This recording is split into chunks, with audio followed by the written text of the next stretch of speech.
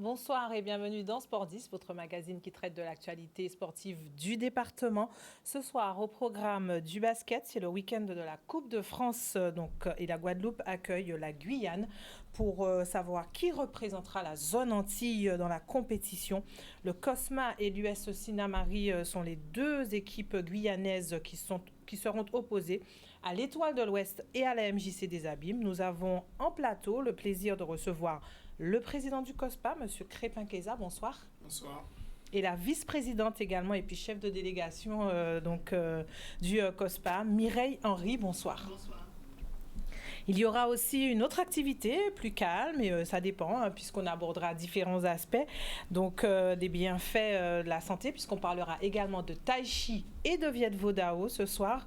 Et donc pour nous présenter ces activités, nous recevons Juliette Sainton, bonsoir. Bonsoir. Yann Alexandrine, bonsoir. Bonsoir. Et Jean Dernaud, bonsoir. Bonsoir, bonsoir. Voilà, et bien sûr, comme d'habitude dans Sport 10, un maximum d'informations sur la programmation du week-end. Et on commence avec du beach tennis. Le week-end dernier avait lieu un tournoi de beach tennis, un tournoi homologué par la Fédération française de tennis qui regroupait des pratiquants venant de Martinique, de Saint-Barth. L'occasion sur ce week-end de revenir sur ce qui se fait de mieux donc en termes de beach tennis pour une compétition pour avoir en tout cas une compétition de très très bon niveau. Michel Depape était au moule pour vivre cette compétition pour nous. Il nous retrace cette aventure.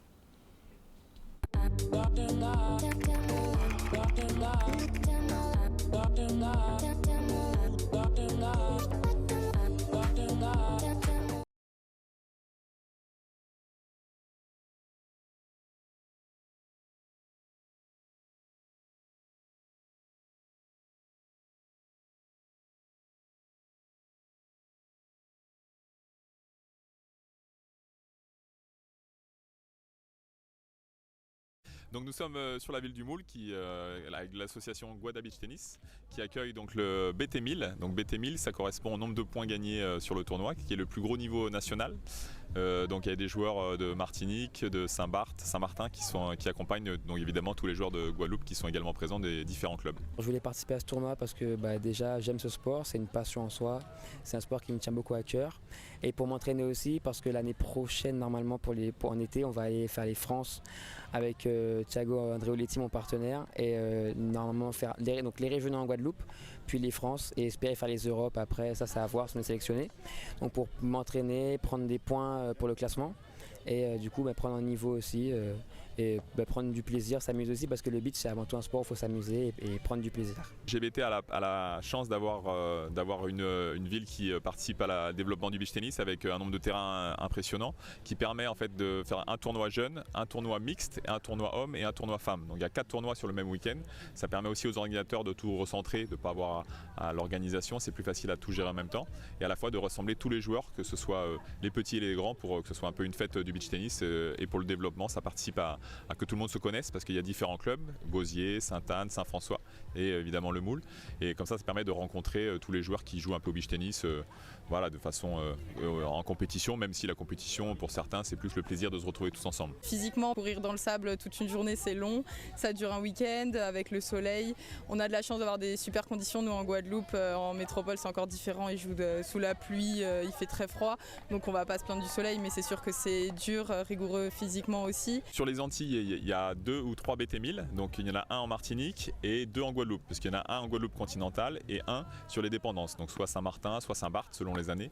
Et donc il n'y en a que 3 dans l'année sur toute la Caraïbe, et il y a d'autres petits tournois dans l'année, mais ça fait partie des plus gros tournois de l'année qui correspond au circuit français, avec des points gagnés sur le classement français. Un tournoi donc qui a remporté un vif succès du côté du Moule. Voilà, et on parle donc de l'actualité de ce week-end notamment, puisque la Coupe de France Zone Antilles s'invite en Guadeloupe. Il va y avoir 2 rencontres. L'US Sinamari sera opposé à la MJC chez les filles. Le Cosma sera opposé donc à l'Étoile de l'Ouest chez les garçons. 2 rencontres que vous pourrez suivre en intégralité et en direct sur l'antenne de Canal 10, bien sûr. Et donc, nous recevons le Cosma ce soir. Et donc, un président, je suppose, heureux du parcours de son équipe dans cette compétition. Oui, président très heureux et puis une commune qui est aussi très heureuse et qui nous suit puisque c'est un plaisir lorsque nous sommes à des milliers de kilomètres de vous de suivre les émissions sportives sur Canal 10. Et ça nous permet aussi de connaître ce qui se passe en Guadeloupe, parce que nos adversaires, on a pu, grâce à vous, regarder un peu ce qu'ils font. Donc nous sommes très contents. Je pense que beaucoup de Guyanais, en tout cas des Saint-Laurentais, seront devant leur télé branchés sur Canal 10 pour suivre ce match qui est très intéressant. C'est un rêve, comme vous le voyez marqué sur notre maillot, c'était un projet. C'était de tirer nos jeunes qui sont de cette commune qui est plutôt plus proche du Suriname, à aller vers l'excellence, excellence à travers les études, excellence à travers le travail, excellence aussi à travers le sport. Donc c'est un projet que nous avons porté depuis 7 ans et qui aujourd'hui commence à donner ses premiers fruits. C'était pas si facile, mais aujourd'hui nous sommes chez vous, c'est avec un grand plaisir que nous allons faire ce challenge d'aller lutter contre la grosse équipe de l'EDO, que tout le monde connaît très très bien. C'est une équipe qui parle d'elle-même et que demain, nous allons essayer de faire comme la Tour a fait il y a 2 ans, venir battre cette grosse équipe ici sur ses propres terres. Mireille, c'est votre première participation à cette Coupe de France Zone Antilles. Vous avez sorti d'ailleurs la SC Tour. Donc, il a fallu aussi, chez vous, déjà créer l'exploit, créer cette sensation. Et c'est vrai que déjà, on se dit, voilà, cette Coupe de France, c'est aussi un peu ça, hein, ce côté où on va chercher les gros et on espère pouvoir se qualifier. Donc, du coup, vous, en termes d'organisation, comment tout ça s'est passé pour pouvoir enchaîner la suite? C'est vrai que ça s'enchaîne vite. C'était le week-end dernier. Donc, il a fallu préparer, enchaîner rapidement. Donc, en termes d'organisation, comment ça se passe du coup? Alors, déjà, le match contre la Martinique, nous avons reçu la Martinique il y a 15 jours. Pareil, c'était une première pour nous. Donc, grosse organisation, en dépenses, en tout, en énergie, voilà. Bon, positivement, ça s'est terminé pour nous. Là, on se retrouve ici, donc en Guadeloupe. Pareil, pendant une semaine, on n'arrête pas. C'est les téléphones, c'est courir par là. Le trésorier aussi qui fait un gros boulot. Et on est là aujourd'hui et très content d'être ici. Vous êtes donc arrivé hier? C'est ça. Mais le voyage non plus n'a pas été court, puisque, comme vous le disiez, vous êtes proche du Suriname. Donc, ça fait quand même aussi un beau trajet. Oui. Une belle organisation aussi derrière. Du coup, vous êtes parti hier à quelle heure? Nous sommes partis on est parti à 13h. Parce que nous avons 3 heures de route pour arriver à l'aéroport. Donc après 3h30 de route, on est arrivé à Cayenne. Et à Cayenne, les formalités et tout. Et puis on a pris le vol. Alors il y a eu plein de circonstances. L'escale de la Martinique a été annulée. Ça nous a permis d'arriver un peu plus tôt ici. Et puis on a été bien reçus. Jusqu'à là, ça se passe très très bien. Et on voudrait profiter pour remercier en tout cas notre conseil municipal de la ville de Saint-Laurent-du-Maroni qui nous a accompagnés. Vous savez, quand c'est Paris et Marseille, hein, Paris a beaucoup de moyens, Marseille très peu. Et nous sommes Marseille. Tout le monde connaît la Tour, tout le monde connaît les grandes équipes de Cayenne. Nous, on a un petit poussé, personne ne croyait en nous il y a longtemps. Et là, on est parmi les meilleures équipes, en tout cas chez les jeunes. Aujourd'hui, en senior, on est là. Et donc, c'est grâce à ces sponsors, c'est grâce au conseil municipal, c'est grâce à la communauté de communes. Puis c'est grâce à la magie de toutes ces personnes qui nous entourent dans ce bureau. Aujourd'hui, c'est plus la Tour. On espère y rester très longtemps pour montrer que le vent change de sens. Et que demain, on va essayer de faire comme la Tour, qui est une équipe que nous respectons. C'est grâce à elle qu'aujourd'hui, le basket guyanais est connu. Et donc, aujourd'hui, nous allons tout faire pour pouvoir gagner. En tout cas, ce n'était pas facile, mais on est très bien en Guadeloupe. Il a fait beau temps. Ce matin, ce n'était pas très beau. Et puis, finalement, à longueur de la journée, le soleil est venu. On nous a permis d'avoir une séance d'entraînement aujourd'hui dans l'après-midi, alors que ce n'était pas prévu. On a une séance demain. Et puis, on pense qu'on aura un très, très beau match demain dans la soirée. Vous parliez justement donc de cette équipe de l'Étoile de l'Ouest que vous avez pu observer grâce aux vidéos.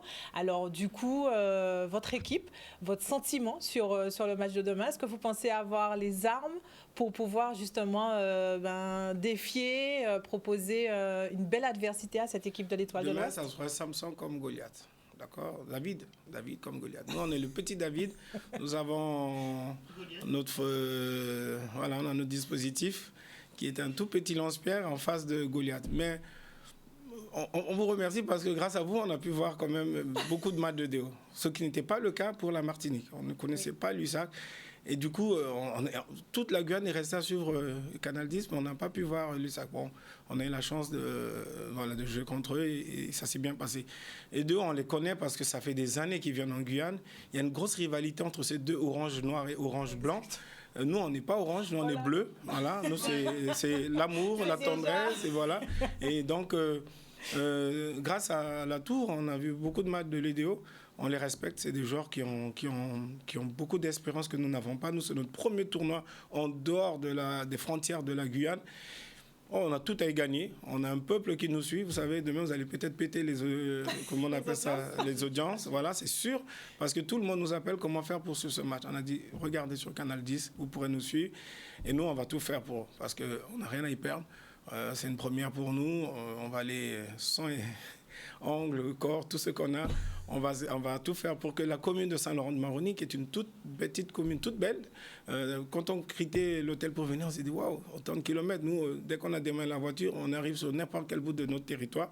Ça dit qu'en 10 minutes, on a tout fait. Donc, on a un tout petit territoire, un territoire très mignon, très accueillant, et puis très sportif. Et donc, voilà, aujourd'hui, on va montrer aux Antilles-Guyane que nous existons, qu'il n'existe pas que les équipes de la capitale Cayenne. D'ailleurs, on est le seul club qui fait que le championnat de Guyane soit un championnat départemental. Tous les autres clubs se retrouvent à Cayenne et nous, on est le seul. On est la seule équipe qui se tape 10 matchs en bus. On a le plus gros budget de transport. Et donc là, on remercie tous nos sponsors. Je ne sais pas, j'en ai le droit de les citer, mais c'est grâce à ces sponsors-là que nous avons... Super U, surtout, Super U, Nofrayan aujourd'hui, et puis Medicalia, d'ailleurs, que j'ai vu une belle sur la place, la route qui va à l'aéroport. Et voilà, donc c'est grâce à ces sponsors qu'aujourd'hui, nous, on arrive à tenir. Aucun club ne fait 3 transports dans l'Est. On fait quand même 300 km pour venir faire un match, plus les 300 au retour. Et aucun club, ils le font une seule fois. On a un budget, 90% de notre budget part dans les transports. C'est des choses, on s'est battu même auprès de la Fédération française de basketball. On a eu un président de la fédération qui nous a dit ça ne me regarde pas, ça regarde votre ligue. Donc quand même la fédération ne comprend pas la difficulté des petites communes, voilà. Mais on est là, on existe. Et donc toute cette énergie de ces problèmes de dépenses, on va les mettre demain face à l'EDO pour pouvoir gagner ce match. Vous voulez rajouter quelque chose, Myriam? Non, parce que vous avez parlé d'armes, même si nous en avons. On ne va pas le dire. Vous gardez tout ça secret pour pouvoir tout dévoiler demain. Et comme il a dit, nos armes, c'est tout ce qu'on supporte depuis des années. Et je pense que ça va être ça. En espérant que nos joueurs aussi, c'est-à-dire que nous, membres du bureau, tout ce qu'on supporte depuis très longtemps, on va tout leur mettre sur le dos et puis qu'ils puissent... voilà. Donc ce rendez-vous demain, 20h pour vous, 20 même 20h, oui, 20h. Oui. Et donc 21h pour la Guyane. 21h pour la Guyane. Et donc du coup, on peut bien sûr vous souhaiter que du bon. Donc il va falloir quand même batailler contre le DO, contre le public aussi de l'Étoile de l'Ouest. Oui. Je pense que là aussi vous avez l'habitude et vous avez déjà entendu parler aussi de ce public. Donc il va se déplacer en masse pour pouvoir soutenir son équipe. Et donc du coup, vous parliez de cette jeunesse. C'est important aussi de pouvoir compter sur, on va dire, toutes ces catégories. Et que même si c'est coûteux, mais de pouvoir justement proposer aux jeunes cette alternative à travers le basket. Oui, on a un club qui est fait de grands groupes, beaucoup de jeunes, et puis quelques anciens qui sont là, avec un entraîneur qui est un ancien joueur aussi, qui est là. Donc, on fait une alchimie entre les deux et notre projet, il est construit pour l'avenir. Il est construit pour que dans 2-3 ans, on est champion 2 années de suite en U20. Donc, c'est la catégorie directe qui va remplacer les seniors. Donc, on sait qu'on a bien construit. On sait qu'on a construit au niveau de l'école de basket, au niveau U15, U13 et tout. On a un de nos jeunes qui est sélectionné Antilles-Guyane, qui part dimanche pour la sélection des jeunes qui vont être retenus pour toute la France à l'INSEP. Donc voilà, on a construit. Nous, on est fiers de ça. On est fiers de ce qu'on a construit depuis la base et qu'aujourd'hui, ça commence à porter des fruits. Donc pour nous, c'est une première étape ici. Une première étape contre un géant, c'est toujours un plaisir. Puis je vais aussi parler pour Sinamari, parce que c'est quand même l'équipe féminine avec qui nous sommes aujourd'hui, nous vivons ensemble. Alors c'est un peu l'inverse, Sinamari, c'est quand même 12 ou 15 fois championne Antilles-Guyane. C'est une équipe qui a une renommée, une ville qui semble vivre que par le fantôme de ces dames qui ont quand même écrit l'histoire du basketball anti-guyanais. Et donc, on sera derrière elles, on va les supporter, on vit dans le même, on a pris le même vol, on vit dans le même hôtel, donc on va les soutenir. Après, on ne connaît pas l'équipe en face. Bon, c'est une équipe qui a beaucoup changé. C'est vraiment, quand on les voit à l'hôtel, c'est des jeunes filles qui doivent avoir 15, 16, 6 ans. La meilleure d'ailleurs à 15 ans. Et je pense qu'elles frappent à la porte des grands niveaux au niveau de la métropole. Franchement, elles sont adorables. Entourées de quelques anciennes filles de Sinamari. Donc oui, ça va être du très beau spectacle demain. J'ai vu aussi quelques vidéos sur Canal 10 de l'équipe des Abîmes de la capitale. Donc c'est la capitale. Et nous, on est très contents parce que Sinamari est une ville de communes comme nous. Elle est très proche de Cayenne. Bon, malheureusement, la plupart vivent à Cayenne, donc ils ne connaissent pas qu'est-ce que c'est que la contrainte de faire déplacer les joueurs. Mais on sera derrière eux parce qu'on a envie de faire comprendre aux uns aux autres que les communes aussi existent. Okay? Et là, demain, vous avez EDO en basket, qui est une équipe de communes. Donc ça nous fait plaisir. Et Sinamari joue contre une équipe de la capitale. Donc demain, franchement, ça va être une très belle page d'histoire antio-guyanaise. Et on invite tout le monde à venir voir ce joli spectacle. Tout à fait. Donc, l'invitation est lancée. Si vous avez la possibilité d'y aller, ce sera donc au gymnase Valère Lamy de Bémao. Et si vous ne pouvez pas vous y rendre, bien sûr, vous pourrez suivre, comme je vous ai dit, l'intégralité des rencontres sur l'antenne de Canal 10. Et ça sera donc en direct, que ce soit pour les filles ou pour les garçons. Donc, rendez-vous 18h demain sur l'antenne de Canal 10 pour cette finale de Coupe de France Zone Antilles pour savoir qui représentera la zone au prochain tour de la Coupe de France. Voilà, merci en tout cas à vous de rester avec nous. Et donc, on poursuit dans ce Sport 10 avec Kenny Piprol qui est donc de retour en Guadeloupe après sa participation à la Jacques Vabre, transat qui reliait le Havre à la Martinique. C'était l'occasion pour lui de faire le point sur sa course et puis également sur ses projets futurs. Je vous propose de découvrir dans ce reportage. Cette course s'est déroulée en plusieurs étapes. À cause des conditions météo, on a dû s'arrêter à Lorient. Donc toute la flotte a été vraiment arrêtée, donc la course a été neutralisée. Donc ça a été notre gestion. On partait assez serein du Havre avec Thomas, même si c'était notre première Jacques Vabre tous les deux, notre première transat ensemble et sa première transatlantique en course. Malheureusement, dès la première nuit, on a essuyé des problèmes techniques, donc de structure sur le bateau liés aux conditions météo et à l'état de la mer surtout, et moi physique, sur ma cheville. Donc du coup, on a dû arriver à Lorient un petit peu, avec le moral un peu dans les chaussettes. On a réussi à trouver des solutions avec les médecins pour que je reparte quand même. Donc ça, c'était une première victoire, et ensuite on a surtout réussi à réparer le bateau dans les temps. Ça va faire une dizaine d'années qu'il est rentré dans tout cela. Donc maintenant je commence à m'y faire. Oui, au départ c'était quand même quelque chose dans laquelle on n'avait pas encore mis les pieds vraiment, disons, la course au large. Et Kenny étant passionné, donc j'ai évolué aussi avec lui. Je vais dire, entre guillemets, j'ai été formée aussi, parce que maintenant je comprends un peu mieux tout ce monde, le domaine de la course au large. Et j'ai pu aussi assister à tout ce que ça demande comme travail. C'est pas tout de prendre le bateau, de partir en course, mais ça demande un travail véritable dans la recherche de partenaires, dans tout ce qui est organisationnel, et puis aussi l'achat du bateau. Enfin, c'est vraiment quelque chose de très très très compliqué, et c'est une vraie entreprise. On a aussi pris beaucoup de plaisir sur cette course-là. On ne va pas parler que des problèmes. Ce bateau, ça fait sa deuxième transatlantique, c'est un bateau recyclable, le premier bateau recyclable au monde, donc ça valide aussi un petit peu le projet et la qualité du bateau. On va tirer enseignement de tout ce qu'on a vécu cette année, notamment sur la préparation physique et déjà moi de me reposer, de me remettre en état pour pouvoir continuer à vivre de ma passion et à faire ce que j'aime. Voilà, donc Kenny Piprol qui aura bien sûr d'autres défis et d'autres challenges à relever très très rapidement. On poursuit donc ce Sport 10 avec notre deuxième thématique. On va donc parler de Tai Chi et de Viet Vo Dao. Donc avec nos invités, Juliette Sainton, rebonsoir. Oui, bonsoir. Alors donc on va parler, est-ce que vous pouvez donc nous présenter, nous expliquer ce que c'est que le Tai Chi? Alors, le Tai Chi, c'est un art martial interne, du moins chez nous. Chez nous, à l'école Sonlong, il s'agit d'un art martial interne où l'on apprend à se détendre beaucoup, à s'étirer. Moi, l'image que j'utilise souvent, c'est un peu comme la sikabanza en créole. On apprend à s'étirer vraiment, où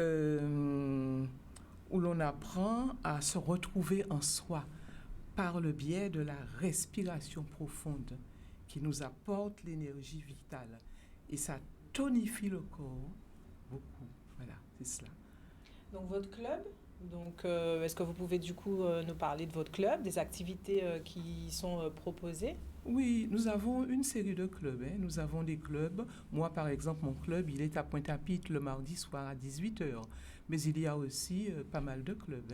Le club du Gosier, le club des Abîmes, le club du Moule, le club de Sainte-Anne. Il y en a plusieurs. Et en fait, je parle pour tous les clubs en même temps. Voilà. Jean Dermont, on se rend compte que justement, c'est une activité qui est quand même très présente sur le territoire. Absolument, absolument. Bon, ce que Juliette voulait dire aussi, c'est qu'on est une école. C'est une école, le nom de l'école, c'est l'école Sonlong, ce qui veut dire deux dragons. Alors, on a un dragon yang, c'est le veau, le Viet Vo Dao. Et le yin, c'est le Tai Chi. Alors, le Tai Chi qui a été appelé par le maître fondateur de ce style, Tai Kok Dao.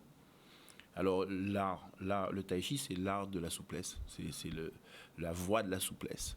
Et la voie interne, comme l'a dit Juliette, et le veau, c'est l'externe. Alors, un peu à l'image d'autres arts martiaux. Et les deux arts martiaux développent la force. Le travail se fait physiquement, pour renforcer le physique, bien entendu. Alors, aussi bien avec de la souplesse qu'avec de la force, tout simplement, mais aussi renforcer l'émotionnel, travailler son émotionnel, travailler son mental, renforcer son mental. Et on peut dire qu'en ce moment, dans le monde dans lequel on vit, on en a besoin. Parce que précisément, le monde est difficile, la vie est difficile. Et s'il y a quelque chose qu'il faut renforcer, c'est la force mentale, la force physique, la force émotionnelle, pour faire face justement à la vie. Donc vous expliquez un peu le distinguo du coup entre le Viet Vo Dao et le Tai Chi. Donc, donc au niveau du Viet Vo Dao, qu'est-ce que l'on fait concrètement? C'est quoi qu'est-ce qui distingue vraiment? Là, vous avez dit que c'est externe, si j'ai bien compris. Oui, c'est plus externe. Donc qu'est-ce qui différencie vraiment? Parce que quand on voit tout de même le Tai Chi, on a des petites représentations, je pense. On voit quand même si c'est respiration intérieure, mais il y a des mouvements qui se font avec le corps, tout. Donc, expliquez-nous vraiment, donc, quand vous dites que c'est externe, ce qui différencie réellement? C'est la vitesse des mouvements. D'accord. Et puis la force des mouvements, ce sont des mouvements qui s'expriment extérieurement, qui ne sont pas internes. Et c'est des coups de pied, c'est des positions, c'est des kuen. Les kuen, chez nous, c'est ce qu'on appelle kata en karaté. D'accord. C'est les armes aussi, le bâton, le sabre. C'est tout ça, quoi. Et c'est aussi des clés, certaines clés, des projections, des positions. Tout ça, c'est le travail qu'on fait au Viet Vo Dao. Le travail est par deux, technique à deux. Le renforcement, les frappes par eau sur sac. Et là, donc, ce qu'on voit à l'image, là... Alors, ce qu'on voit à l'image, là, c'est un rassemblement de début d'année qui s'est fait à Petit-Bourg. Alors là, c'est un groupe Tai Chi qu'on vient de voir. Et là, c'est un couple Vo. D'accord. Donc, on vous a vu, on vous voit là, justement. Yann, Alexandrine, justement, donc vous êtes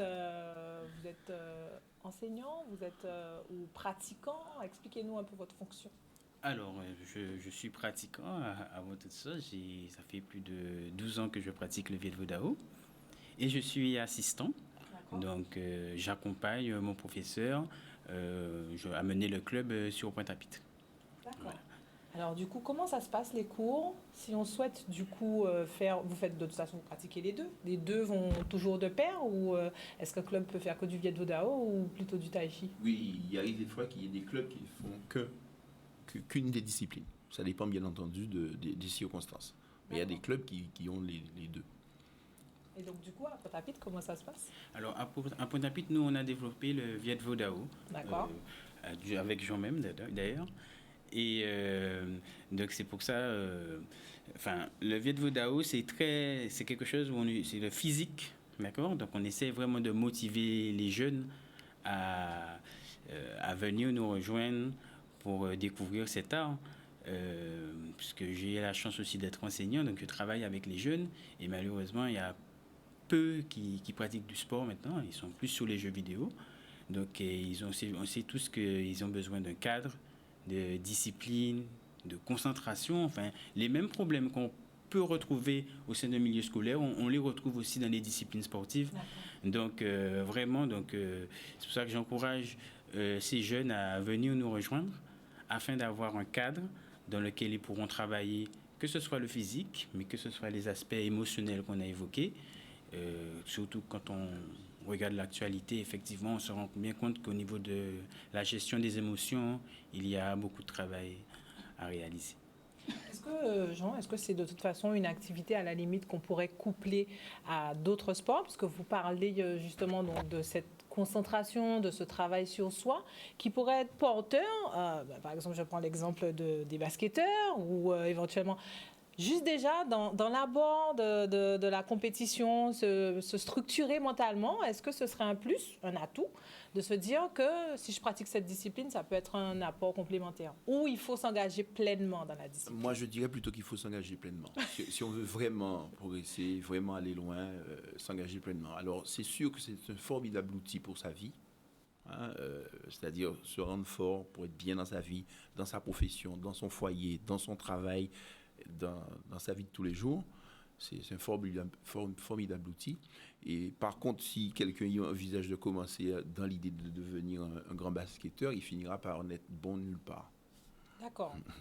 À mon avis. Juliette, du coup, qu'est-ce qui vous a attiré dans la pratique du Tai Chi? Est-ce que vous faites aussi du Viet Vo Dao ou vous... Non, je suis pratiquante de Tai Chi. C'est vrai que de temps en temps, je me mets au Viet Vo Dao avec eux. Mais je suis fondamentalement une pratiquante de Tai Chi. Et en fait, ce qui m'a attirée, c'est la gestion du souffle. Ça permet vraiment de respirer profondément et à travers la respiration, de retrouver la souplesse du corps et la fluidité. La gestion du souffle, c'est quelque chose qui va aussi avec la gestion de l'esprit. Donc, il y a le souffle et l'esprit qui vont ensemble. Et donc, ça permet vraiment d'aller loin. Moi, je comprends quand il dit qu'il faut s'y adonner totalement. Ce n'est pas un truc par lequel tu passes. Je sais que ça existe, des clubs, ou peut-être pas des écoles, des clubs où les gens passent faire un peu de tai chi. Mais nous, il s'agit d'une école d'arts martiaux.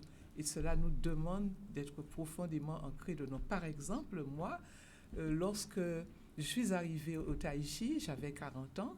Je ne vous dirai pas mon âge aujourd'hui. Ça fait une trentaine d'années à peu près. Alors, en fait, j'étais tout le temps essoufflée. Tout le temps essoufflée. Et progressivement, mais assez vite, j'ai retrouvé la maîtrise de mon souffle. D'accord. Et ça, c'est important. Et il y a beaucoup de gens qui, en arrivant, le disent. Parce que là, tu apprends vraiment à gérer le souffle et à être à l'écoute du corps. À travers, parfois, des mouvements un peu rigoureux, mais c'est tellement, on est tellement à l'écoute du corps que ces mouvements rigoureux, on les fait plutôt correctement. On apprend à les faire correctement. Jean, on se rend compte que voilà, c'est une discipline donc effectivement dans laquelle il faut s'engager, il faut s'investir physiquement, émotionnellement également. Et donc, comment puisque vous parliez justement de cette jeunesse, donc je suppose que vous voulez aussi, est-ce qu'il y a des écoles vraiment de tai chi, au-delà des clubs? Est-ce qu'il existe des compétitions? En fait, si on participe, quels sont les différents stades, les différentes choses auxquelles on pourrait éventuellement prendre part? Alors nous, on est une école d'arts martiaux traditionnels. Le choix qu'on a fait, c'est privilégier le travail sur soi. Et donc, on ne fait pas de compétition. On en a fait par le passé, mais on n'en fait pas. Parce qu'on a choisi d'axer le travail sur soi. Donc, alors, les compétitions, c'est intéressant lorsqu'on a envie de s'amuser, mais quand on veut aller dans le fond des choses, c'est sur soi qu'il faut faire le travail. Et c'est pour ça que nous, c'est le choix qu'on a fait, nous. Donc, Juliette disait ça tout à l'heure, on a des techniques respiratoires, c'est très important justement, c'est lié à l'émotionnel, hein, le souffle. Reprendre le contrôle de son souffle, c'est reprendre le contrôle de son corps. C'est reprendre... ce qu'on cherche, en fait, c'est la maîtrise totale de ce qu'on est. Sur tous les plans, physique, émotionnel, mental. Donc, faire du tai chi ou faire du Viet Vo Dao, c'est vraiment, donc, on va dire, une quête spirituelle par le physique. Et donc, en même temps, c'est retrouver un bien-être à travers ce que vous proposez. Oui, tout à fait. Enfin, je n'ai pas parlé de spirituel, mais j'ai bien dit tous les plans. Et j'y pensais. Donc, je pense avoir bien compris le message. J'ai dit tous les plans. Alors, justement, quelles difficultés vous disiez que bon, vous êtes pratiquant, vous assistez. En général, est-ce que quand vous abordez les gens, quand vous en parlez, est-ce que les représentations en fait qu'ont peut-être les Guadeloupéens au départ sur ces activités-là sont peut-être bloquantes ou freinantes? Ils se disent non, c'est pas vraiment quelque chose qui serait porteur pour eux. Est-ce que c'est un frein ou bien au contraire, peut-être qu'il n'y a pas suffisamment d'informations sur ces différents clubs pour permettre à plus de Guadeloupéens de prendre part justement à ces activités? Déjà, de façon générale, les Guadeloupéens au niveau sportif, ils sont très bons. Et dans les arts martiaux, on retrouve beaucoup de Guadeloupéens, de différents arts martiaux. Il est vrai qu'on a connu une génération qui était fan des arts martiaux. Maintenant, les nouvelles générations n'ont plus ces modèles. Donc, pour revenir, il faut revenir les attirer sur d'autres aspects, en fait, hein, pour les motiver à venir et à pratiquer notre art martial, hein, en l'occurrence l'école Songnong. Sinon, concernant les représentations, elles sont diverses et variées. Alors, nous sommes un art martial, alors certains peuvent penser qu'en pratiquant un art martial, on devient violent. J'ai envie de dire que ce serait plutôt le contraire. Voilà, ça permet de libérer justement tout le stress qu'on accumule, hein. D'ailleurs, c'est le bienfait général de tous les sports, et encore plus au niveau de l'art martial. Donc je réinsiste encore, c'est un art martial, donc on sait se défendre. Voilà. Donc c'est important aussi dans la société d'aujourd'hui de savoir se défendre. Et c'est physique, on a une bonne condition physique. Donc j'insiste à nouveau sur le fait qu'on ne peut pas pratiquer de disciplines sportives comme ça. Malheureusement, ce sera vite compliqué. Voilà, physiquement, ça demande un investissement entier de l'individu. Et si jamais, du coup, donc, on souhaite s'investir, on souhaite participer, venir au tai chi ou au Viet Vo Dao, du coup, comment on fait? Alors, on a un site déjà, www.sonlong Antilles.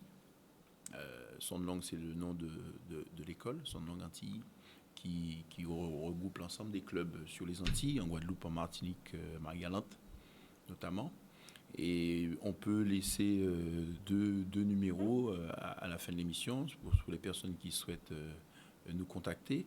Je rappelle qu'en ce qui concerne le Vaud, on a des clubs je vais essayer de ne rien oublier, à Petit-Bourg, à Pointe-à-Pitre, au Gosier, à Moule, à Marie-Galante, je disais, et à Anse-Bertrand, pour ce qui concerne le Vaud.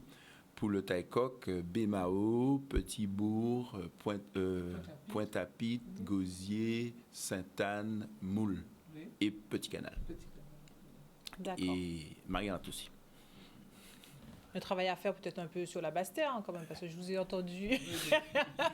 Oui, sans doute, il faut qu'on se développe là, malheureusement. Il faudrait qu'on se développe là. Est-ce que justement ce sont des axes de réflexion dans vos projets futurs, au-delà effectivement de ramener cette jeunesse et de se dire que c'est une discipline qui mérite d'être connue vraiment et d'être développée sur tout le territoire, même si on sait que c'est pas forcément simple de pouvoir se développer partout? Oui, mais c'est simplement lié à la situation initiale. Hein. Pour qu'on puisse avoir des clubs sur le Sud Basse-Terre, il faut qu'il y ait des pratiquants du Sud Basse-Terre. Étant donné qu'il n'y en a pas pour le moment chez eux, c'est plus difficile de former quelqu'un pour qu'il puisse ensuite ouvrir un club là-bas. Pour le moment, c'est ça. Faire des initiations, pour faire des journées portes ouvertes. Tai chi. Ça viendra. Je n'en doute pas. Très bien, on poursuit dans ce Sport 10 et on fera un petit tour où vous allez nous donner rapidement les numéros d'ici à la fin de l'émission. Et on poursuit donc dans ce Sport 10 avec du hand et les filles, donc la sélection de hand avant les tableaux, juste la sélection de hand des U17 qui est donc revenu hier soir avec le titre de Porto Rico, avec le titre donc de championne de la zone Amérique du Nord et Caraïbes, donc de l'IHF Trophy. Elles seront les représentantes de la zone dans la phase intercontinentale de la compétition. Un parcours parfait donc pour nos jeunes Guadeloupéennes. 5 victoires. Elles ont battu tour à tour le Mexique, Porto Rico, le Groenland, la Martinique et le Canada. Voilà, donc très bientôt, elles participeront donc à la suite de la compétition. On passe maintenant donc au tableau du week-end et donc on commence avec l'excellence féminine, 13e journée de championnat. La rencontre Club Sport Caps Handball a été reportée. Demain soir à 18h au gymnase de Petit Canal, l'Étoile sera opposée au Pointe-à-Pitre Handball. Samedi toujours à 18h30 au gymnase de la Gauloise de Basse-Terre, la Gauloise sera opposée à l'Intrépide. Dimanche 10 à 18h au gymnase de Raisin-Clair, l'Infini sera opposé à la ZUP. Et ce soir, donc à 19h45, rencontre qui a donc déjà débuté, au gymnase de Bouillante, l'ACB sera opposé à la JTR. Un petit point rapide sur le classement, c'est l'Intrépide qui occupe la première place avec 31 points et le Club Sport est à la dernière place avec 8 points. On passe chez les hommes. 13e journée également. Et donc, dès ce soir, à 20h30, au gymnase de Fouillol, l'ASA sera opposé au CAPS Handball. Suite de cette journée, toujours ce soir, au gymnase de Bouillante, à 21h, l'ACB sera opposé à la JTR. Demain, 20h, au gymnase de Petit Canal, l'Étoile sera opposée au Cygne Noir. À 20h30, au gymnase de la Gauloise de Basse-Terre, la Gauloise sera opposée à l'Intrépide. Et dimanche, pour clôturer cette 13e journée de championnat, à 19h30, au gymnase de Raisin-Clair, l'Entente Club Sport Infini sera opposée à la ZUP. Un petit point sur le classement chez les hommes, classement provisoire. La JTR occupe la première place avec 27 points. Deuxième ex-aequo, la ZUP avec 27. 12e et dernier de cette poule, du classement, le CAPS Hand avec 10 points. On continue avec le foot. Il y aura également une journée de championnat ce week-end. 13e journée également. Donc la Juventus sera opposée à l'USBM. La rencontre aura lieu donc à 20h30 ce soir. La Gauloise sera opposée dimanche à 15h30 à la Solidarité scolaire. Ce sera à Rivière-des-Pères. L'Étoile de Mornalo sera opposée à 15h30 également à la Jeunesse Évolution. La rencontre aura lieu à Le Moule. L'Amical Club recevra à Capesterre de Marie-Galante à 15h le Phare. L'US Cambrefort accueillera à Capesterre-Bello l'AS Dynamo.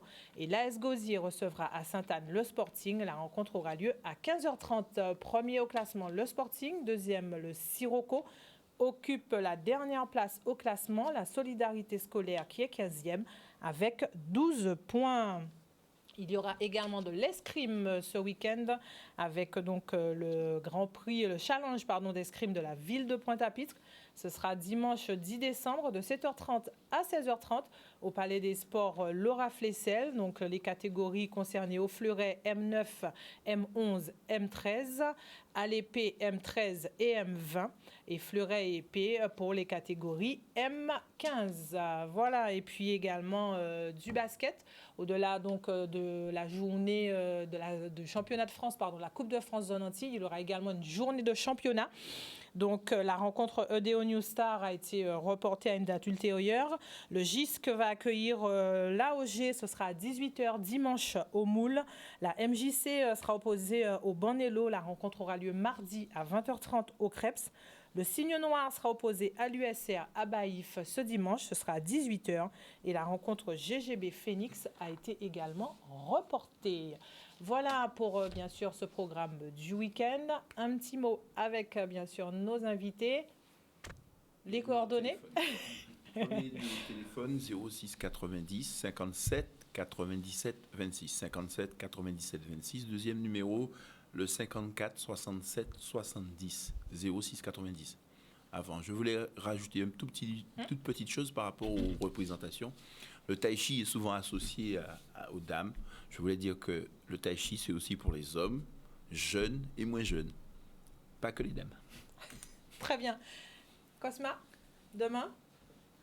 Je vais laisser la chef de délégation finir, mais je veux juste dire que dans le tai chi, l'année dernière, lorsque nous sommes arrivés en finale des playoffs, il y a une technique de tai chi qui a été développée par une dame qui nous a suivis sur le plan psychologique, puisqu'on avait fait 5 finales, 5 défaites contre la SC Tours. D'accord. Et la respiration abdominale est quelque chose qui nous a beaucoup aidé à pouvoir gagner certains matchs. Certes, on a perdu, mais on n'a pas perdu 3-0. On a même fait. Voilà. Donc la technique de la respiration abdominale qui est très développée par le tai chi est quelque chose qui est très utilisé. Moi, je trouve que c'est très important de prendre ce qu'il y a de meilleur dans les autres disciplines sportives pour pouvoir grandir dans sa discipline. Mireille? Alors déjà, je remercie la Ligue de la Guadeloupe pour l'accueil. Nous avons un grand respect, donc, que ce soit pour la SC Tours ou pour le DO, mais on aimerait bien continuer sur la lancée que nous avons déjà commencée et pour pouvoir partir au championnat de France à Paris. Très bien, en tout cas, si vous voulez savoir qui de Cosma ou de l'Étoile de l'Ouest ou de l'US Sinamari, ou de la MJC se qualifiera, restez avec nous demain. Ce sera en direct sur l'antenne de Canal 10 et bien sûr, vous pourrez suivre donc l'intégralité des rencontres. C'est également le week-end sportif, comme d'habitude. Faites du sport ou allez encourager nos sportifs, allez les applaudir. N'hésitez pas, vous-même faites du sport. En tout cas, bon week-end sportif à tous. Et on se retrouve la semaine prochaine pour un nouveau numéro Sport 10. Bonsoir à vous.